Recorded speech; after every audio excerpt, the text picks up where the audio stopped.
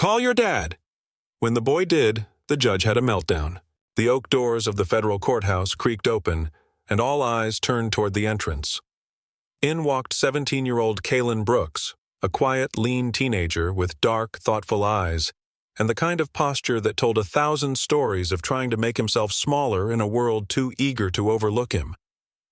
Clutching a leather folder against his chest, he glanced nervously at the rows of press, lawyers, and grim-faced men in suits seated on either side of the aisle. Behind him, his court-appointed lawyer shuffled papers, half-hearted and disinterested, clearly just another cog in the machine. The air was heavy with anticipation. This wasn't just a case. It was the case, an explosive trial that had captured national attention. Kaylin, a public high school senior, stood accused of assaulting a police officer. The charge: allegedly breaking Officer Rubendell's jaw during what was described in police reports as a routine stop for loitering. What no one in that courtroom seemed eager to mention was that Officer Dell, a decorated officer with prior excessive force complaints conveniently buried, had beaten Kaylin so badly he was hospitalized for 5 days. Kaylin's fists were never balled. His hands were cuffed behind his back. The courtroom, stiff with tension, felt like an old, haunted theater, the murmurs of the audience like a distant ghost. The walls, decorated with large portraits of past judges, some benevolent, others with eyes that seemed to seethe with judgment, stood silent witness to the growing storm within. Above it all, perched like a king surveying his domain, was Judge Horace Lane. His face was stern, cold, and impossible to read, a mask honed over decades of rulings, his reputation as tough on crime well known. The gavel, which had seen its fair share of angry blows, remained at his side. His was a face that no one dared challenge, and yet Kaylin could feel his presence more than anyone else in the room, his gaze a weight that pressed down on him with suffocating force. Judge Lane had made it clear in the few minutes preceding the trial that he was impatient. The case against Kaylin was swift, uncomplicated. The young black man, under the assumption that this trial would be an easy one to win, was not even given the benefit of the doubt. His court-appointed lawyer, a man who looked like he had barely been awake for the last few months, barely spoke during the opening statements. He was only there because the system required it, a legal bodyguard to shield the court from accusations of neglect. Lane didn't even seem to care that Kaylin's attorney was more concerned with adjusting his glasses than with actually defending his client. As the trial commenced, the prosecution wasted no time, their opening statements sharp, calculated. They painted Kaylin as a volatile youth, someone with a record of minor altercations at school, a few missed days, the kind of baggage that was easy to spin into a narrative of danger. They made no mention of the bruises Kaylin had endured. They made no mention of the blood that had stained the cuffs and the inside of the patrol car. They spoke in terms of the law, black and white, framed neatly into a set of rules that made sense only to those who didn't have to live in the gray. They didn't care about what had really happened. Officer Dell, in his pristine uniform, sat quietly at the side, his jaw wrapped in a clean bandage. But there was no remorse in his eyes. There was only the same confidence that comes from knowing the system was on your side. The courtroom seemed to tighten around Kaylin like a noose. His hands trembled lightly, but he tried to still them. The glaring overhead lights burned down on him, making him feel small, insignificant. He had never been good at speaking up, but now it didn't matter. It felt like he was watching this from the outside, like he wasn't even in the same room. He had been here before, in different places, in different ways. The feeling of being judged before he even opened his mouth. The way people looked at him when they saw his skin. The way they treated him as if his existence was a problem to be solved, his future already written, his path already laid out. Kaylin glanced at the lawyers seated to the side of the court, figures wrapped in suits and power, their faces composed, a few of them scribbling notes, their eyes moving between him and the prosecutor. None of them seemed interested in truth. They weren't here to find out what really happened. They were here to confirm what had already been decided before anyone had even heard his side. There was a script in this room, a carefully planned performance, and Kaylin was just the latest actor to play his part. In a way, he had already lost. He just didn't know how much or why yet.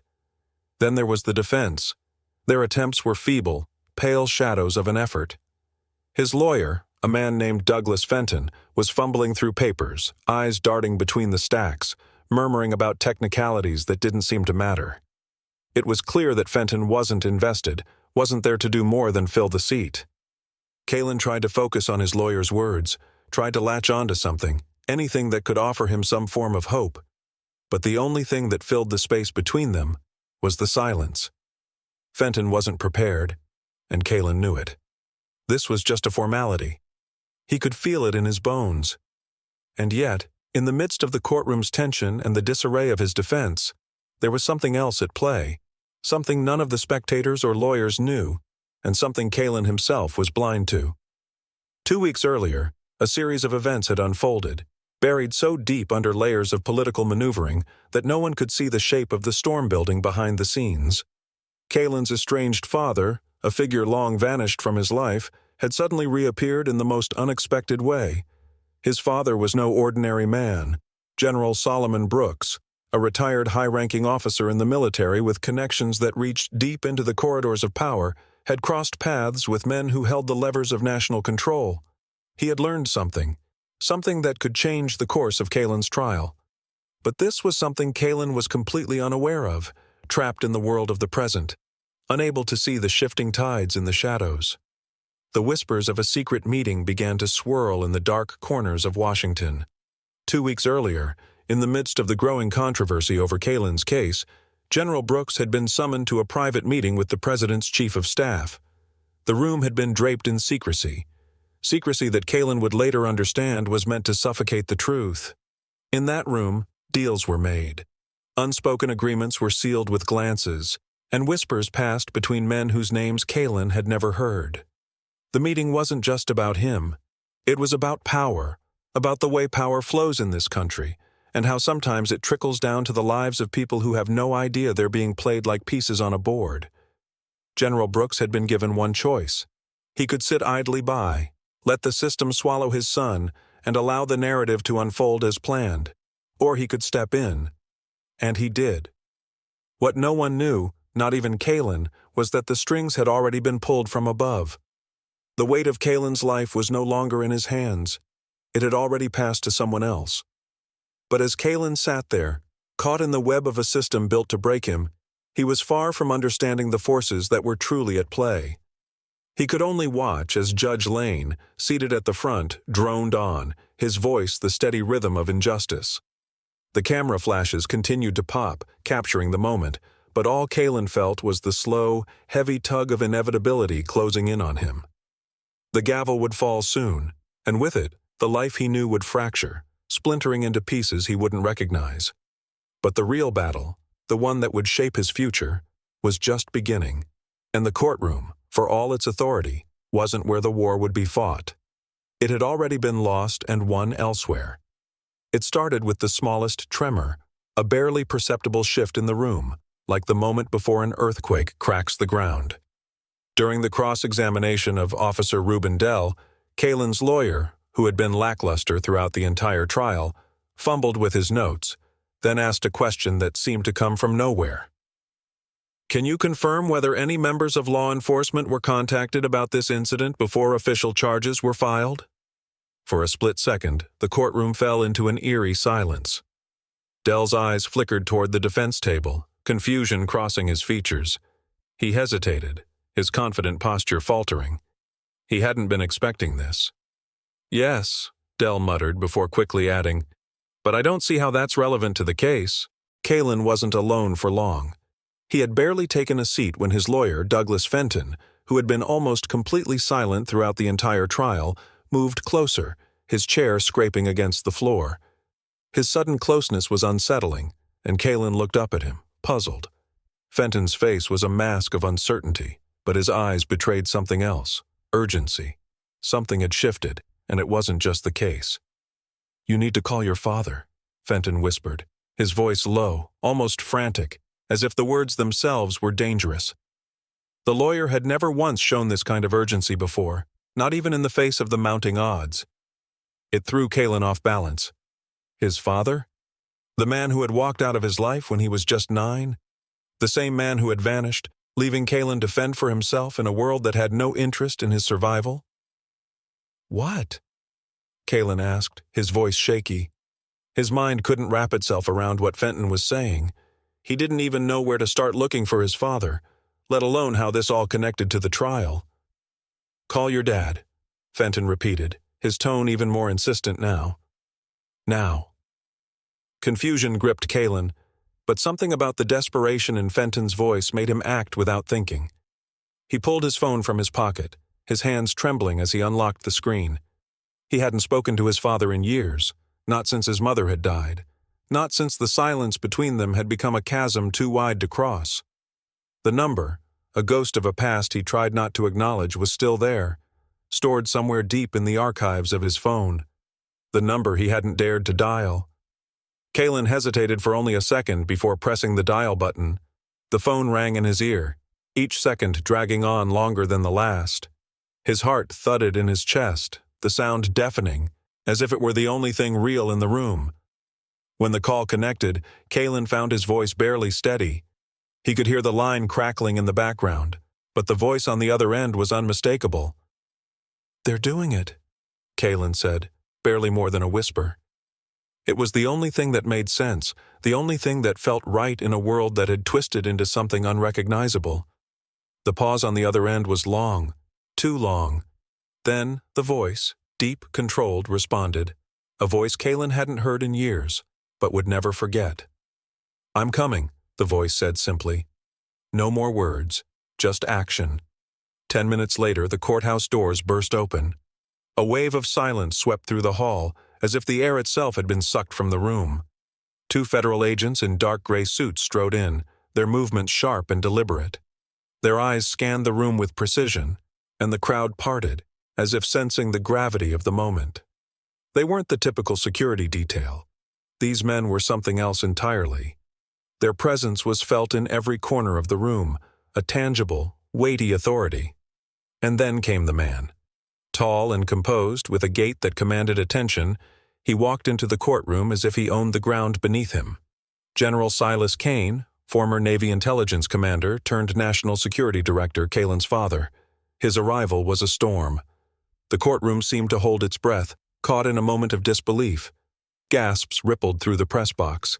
Cameras flashed in rapid succession, capturing the unexpected turn of events. Kalen's heart skipped a beat, but it wasn't just the shock of seeing his father after so many years. No, it was the way everyone in the room froze, unable to process what they were witnessing.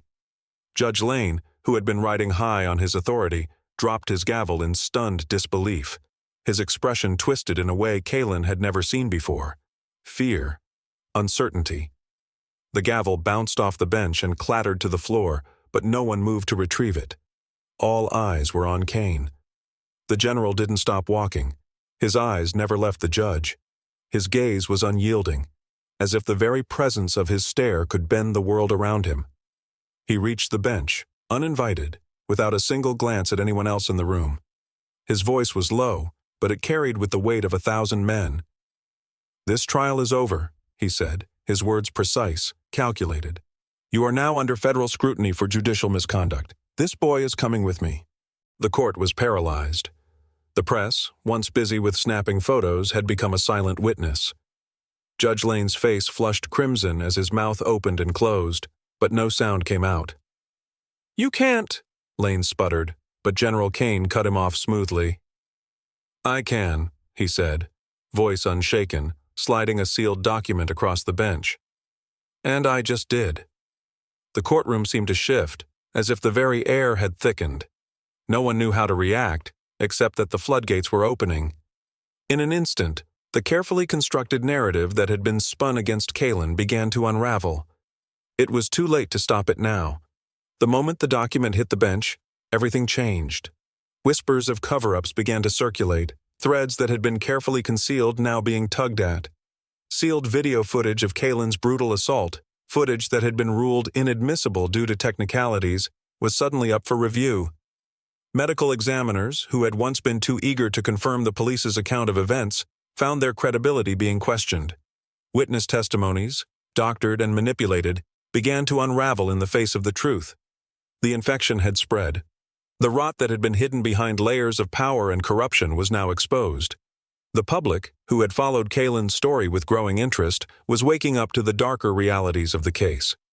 It was no longer just about Kalen. It was about everything the trial had been meant to obscure: the lies, the cover-ups, the systemic abuse of power that stretched from the local precincts to the highest offices in the land. In the chaos that followed, the world watched as everything Kalen had known shifted. The truth was no longer something to be buried. It had been dragged out into the open, and there was no turning back. The courtroom drama splashed across national headlines, dominating the airwaves for days. But for all the flash and fury, the full story, especially what had happened 2 weeks earlier, remained a mystery to most. Those who consumed the media coverage saw only the surface. Kalen Brooks, the young black teenager, stood against a corrupt system. The general, Silas Kane, had come in like a storm, sweeping away all opposition. But there was more, so much more that no one yet knew. At a secure military base just outside Langley, Virginia, 2 weeks before the courtroom drama erupted, General Kane stood at the heart of a revelation that had the potential to break the country's very fabric. A young analyst, just 25 and fresh out of Georgetown, had approached Kane with information that no one was supposed to see. The analyst had uncovered discrepancies in satellite data and irregularities in logs from police patrol vehicles across the country, none of which had been flagged until now. But the real discovery came in the form of missing audio files, files linked to civilian encounters, and at the center of them all, the footage of Kalen's arrest. The clip had been gathered by a retired intelligence drone conducting unrelated atmospheric tests over the city. The footage was grainy, but clear enough to show the truth. Officer Reuben Dell, a decorated member of the local police force, was captured on tape dragging Kalen across the sidewalk by his handcuffed arms. He was laughing as he did it, mocking the teenager as though he were a mere object of sport. No one could have mistaken it for anything other than what it was: an unprovoked assault, an abuse of power caught on film. Kane's reaction was swift and brutal. He demanded a federal investigation, his voice like ice, his presence commanding the attention of everyone in the room. The message was clear. There would be no stone left unturned. But what he found beneath the surface was far darker than he could have imagined. The evidence of systemic corruption ran deeper than just one officer. It was a coordinated effort involving state judges, prosecutors, and high-ranking politicians. All of them were in on it, working together to suppress evidence, bury civilian complaints, and, most shockingly, criminalize young black men in areas targeted for redevelopment. A massive project, funded by billion-dollar defense contractors, loomed large on the horizon, an initiative to clean up the city's inner districts. The message from the higher-ups was clear: criminalize the youth, displace entire communities, tear them apart, and rebuild on their ashes. In the process, the city would be molded into something more profitable, more malleable, a shiny new jewel for the elite. The chief of staff, a man with hands in too many shady pots to count, was the one who delivered the ultimatum. Standing in front of Kane in a room far too small for the weight of their conversation, the man's voice dripped with thinly veiled threats. "This goes beyond your son," he warned, leaning forward, his eyes narrowed. "Step out of line and you'll burn everything you've built, Silas. Everything." The words hung in the air, loaded with the weight of all the dirty work Kane had done over the years to rise to the top. But Kane didn't flinch. His resolve was made of something harder than the corruption around him. He stared down the chief of staff with a cold, unwavering gaze. "Then let it burn," he replied flatly. No hesitation, no second thoughts. The walls of power that had held him up for years would be torn down if necessary. He would bring the fight wherever it was needed, no matter the cost. Back in the present, as the trial against Kalen began to spiral out of control, the courtroom scandal erupted into chaos in ways that no one had predicted. The tension was palpable as Judge Lane took the bench for the third hearing. His movements were erratic, his temper flaring with an intensity that was barely contained. The heat of the moment seemed to take over his senses. He started ranting, his voice rising, his face reddening with fury. "Conspiracies! Deep state sabotage!" he screamed, his words echoing off the courtroom walls, a far cry from his earlier controlled demeanor. His once iron grip on the proceedings slipped, and in that moment, he became a victim of his own madness. the man who had controlled every inch of this case, who had carefully orchestrated each injustice, was now unraveling before everyone's eyes. The irony of it wasn't lost on anyone. During the pre-trial hearing, Lane had mocked Kalen, mocking the idea that his estranged father could save him, that the power of his connections could possibly intervene. "Call your dad," Lane had sneered, throwing the words like a challenge into the room. Now, those words hung in the air again, taunting him, a cruel prophecy fulfilled. Judge Lane's meltdown had come full circle. The courtroom had become a stage for his downfall. Meanwhile, in the back of the room, the presence of federal agents shifted the atmosphere. Security personnel shifted uneasily, whispering among themselves, but it was too late. It was already happening. Kane didn't just walk in, he stormed in, cutting through the room like a force of nature. His uniform, sharp and immaculate, radiated authority. But it wasn't just his stature that commanded the room. It was the sheer power of the man's reputation, his intelligence, and the force behind his every move. The murmurs that had been building in the courtroom exploded into a cacophony of gasps. The press box went silent for a long beat. The collective breath of the room caught in its throat. Kane was not just a general, he was a man who wielded power that no one in that room could even fathom. And when he walked toward the bench, the air seemed to grow heavier with every step. He had come to deliver a message, and there was no room for compromise. As he approached Judge Lane, the room fell deathly still. Everyone knew, instinctively, that something huge was happening, something that could change the course of the trial. Lane, who had once held the upper hand, now found himself cornered. His face flushed a deep red, his hands trembling as he gripped the gavel. His voice faltered, trying to find words, but none came. He stammered, "You can't—" "I can," Kane interrupted, his voice calm and steady. He slid a sealed document across the bench, a simple gesture that carried the weight of 1,000 judgments. "And I just did." The moment the document hit the surface of the bench, it was as though the world had shifted on its axis. The momentum of the trial, which had been tilting toward a manufactured conclusion, now teetered into freefall. The media cameras, once focused on Kalen, now turned to capture every detail of what was unfolding. They caught the moment when the walls of corruption began to crumble. The truth, long hidden beneath layers of deceit and manipulation, was now being laid bare for all to see. The public, who had been fed a steady stream of lies, now had something to question. Kalen's case was no longer just about him. It was about everything that had been wrong for so long. It was about the system that had bent and twisted itself to serve the powerful, the rich, the connected, and it was about to collapse. Kane had not only brought justice to his son, he had brought the whole damn house down. The courtroom, the corrupt judicial system, the high-ranking officers, and the politicians who had orchestrated it all. They were now exposed, and there was no going back. With the weight of the public's eye and the sheer force of media pressure bearing down on the case, a federal task force was swiftly assembled. Their mandate was clear: unravel the web of corruption that had strangled the truth for so long. The investigations moved quickly, and soon after, Judge Horace Lane found himself placed under investigation, his reputation collapsing under the weight of his own malfeasance. Officer Reuben Dell, too, was arrested, not for the assault that had started it all, but for a far darker list of crimes: perjury, tampering with evidence, and obstruction of justice. The system that had protected him for so long now turned against him with a swift and unforgiving hand. But what began as a victory for Kalen was far from clean. The deeper the task force dug, the more rot they unearthed. Like a snake shedding its skin, layer after layer of corruption came to light. Senator Merwin Hill, once considered untouchable in the political sphere, was exposed for laundering campaign funds through development contracts tied directly to the police union. Secret memos emerged, showing that Kalen's case had been orchestrated from the start, a test run to gauge how far the system could manipulate the public before someone intervened. The revelation sent shockwaves through the political world, as those once seen as untouchable now stood naked before the public, their secrets laid bare for all to see. Kalen, for his part, tried to adjust to a life under a new identity. Kane, ever vigilant, placed him under protective watch while the remnants of the case were picked apart.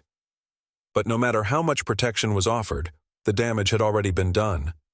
Kalen's body bore the scars of his assault, his spirit the weight of a justice system that had once promised fairness, but had instead delivered only pain and betrayal. The truth had come to light, but it had cost him something far more precious than he could have ever imagined. He had seen the system for what it truly was, a machine built to crush the vulnerable, to protect the powerful. He had felt its teeth. Months later, Kalen stood on the steps of the newly reformed federal courthouse, the sun beating down on his face, but the weight of it not quite as heavy as before. The courtyard before him was filled with people, their faces hopeful and filled with anticipation as the memorial was unveiled. It was not a memorial for him, but for the countless youth whose names had never made headlines, whose stories had been buried under the heels of those who sought to keep them silent.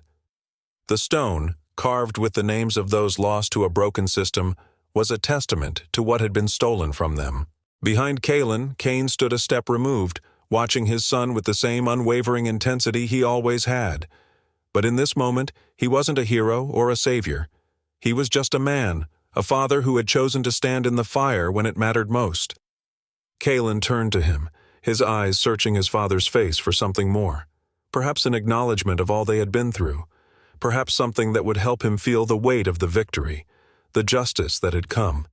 But the words Kalen spoke were soft, barely audible, a confession of the quiet doubt that had lingered in his heart through it all. "I didn't think you'd come," Kalen murmured, his voice tinged with disbelief, the emotion of it hanging between them like a fragile thread. He had spent years growing up without a father. He had spent his life wondering if he was ever truly seen, if anyone had ever cared enough to stay. Cain looked down at him, his gaze steady, but there was something more now, something deeper in the way his eyes softened, something that spoke to the battles he had fought, the sacrifices he had made. He had seen wars, but it was in this moment that he knew his greatest battle had been for his son. "I wasn't just coming, son. I was never gone." The words, simple and powerful, settled between them like a quiet promise. They were words of truth, a quiet declaration that despite everything, Cain had been there all along. Perhaps not in the ways Kalen had expected, but always present, always watching, always ready to fight when the time came. The system had cracked. The old gods, those who had ruled from behind closed doors and manipulated the lives of so many, had fallen. And from the ashes of their ruin, justice, real justice, began to take root. It was fragile, it was new, but it was real. It had been born not from the hands of the powerful, but from the strength of one young man and the father who refused to let him fall. The fire had been long and hard, but now, amidst the ruins, there was room for something better to grow, something that could perhaps, one day, change everything.